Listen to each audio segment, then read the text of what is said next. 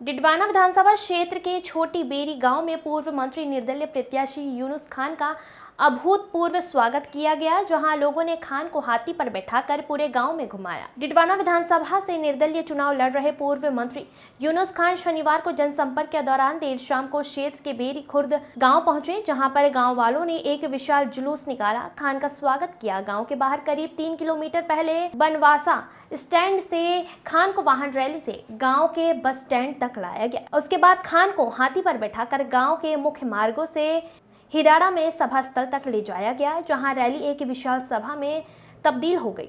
अपने उद्बोधन में खान ने कहा कि 40,000 से ज्यादा मतों की जीत पर इतराने वाले क्षेत्रीय विधायक को इतने बड़े वहम में नहीं रहना चाहिए। उन्हें कोई हरा नहीं सकता। जिस जनता ने इतने वोट देकर जिताया, आपने उसी जनता के दुख तकलीफ पर आंखें मूंद ली। के लिए आज भी आरक्षित है, क्योंकि हिंदुस्तान के लिए अगर कोई व्यक्ति लड़ता है तो वो कायम खानी कौम का है।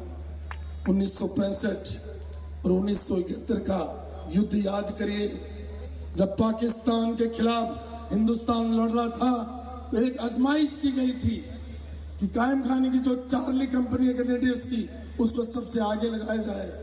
और मैं आप सबको आज बताना चाहता हूं चेयरमैन साहब, जब कायम खानी की कंपनी को उतारा गया तो पाकिस्तान वालों को पता चला कि सामने हमारे मुसलमान हैं। इनको पता चला कि बहुत सारे कायम खानी जो पाकिस्तान में चले गए वो हमारे सामने लड़ रहे हैं। तो इंडिया ये देखना चाहता था कि ये कायम खानी कौन क्या करती है, और इन कायम खानियों ने एक ने भी पीठ में गोली नहीं खाई, सबने सीने में गोली खा करके इस देश के लिए शहादत की।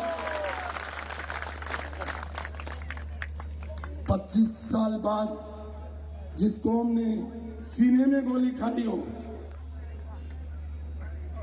जिसके 8-8 लोग वीर चक्र हो, और आज भी इंडियन आर्मी में चार्ली कंपनी इनके लिए आरक्षित हो, उस कौम के 25 साल बाद अगर कोई जाति पूछता है, धर्म पूछता है, तो ये कौम आज खड़ी है इस हिंदुस्तान के लिए जान देने के लिए। मैं मैदान में कुछ चुनाव जीतने के लिए नहीं खड़ा हूं। मैं 10 साल तक एमएलए भी रहा, मंत्री भी रहा, लेकिन जब मेरी कौम पर अंगुली उठी, मैंने हमेशा मेरी कौम पर अंगुली नहीं उठे। मेरे साथ महावीर जी जैसे लोग, हजारों कार्यकर्ता मेरे साथ थे, उन पर अंगुली नहीं उठे। इसलिए मैं टोंक गया था। मैंने ये बताया कि हम धोखा देने वाले लोग नहीं हैं, हम समर्पित लोग हैं। हम हमेशा जिसके साथ रहते हैं मजबूती से रहते हैं। आज सचिन पायलट उस समय हिंदुस्तान का चमकता हुआ सितारा, पीसीसी का चीफ, मुख्यमंत्री का कैंडिडेट, मैं मेरी पार्टी के लोगों से पूछना चाहता हूं पुरानी से, कौन ऐसा नेता है जो अपनी जीती हुई सीट को छोड़ करके कुर्बानी देने के लिए टोंक जा सकता है? क्योंकि मैंने सोचा कि यूनुस, अगर आज तू पीछे सरक जाएगा तो तेरी कौम पर अंगुली उठ जाएगी, जिन्होंने शहादत दी है, कुर्बानियां दी है और इस देश के लिए अपना खून बहाया। इसलिए मैं टोंक गया।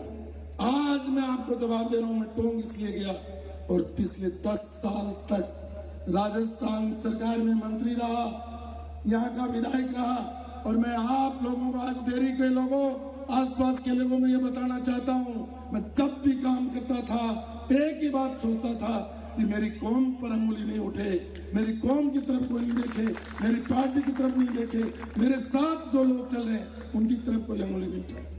10 साल के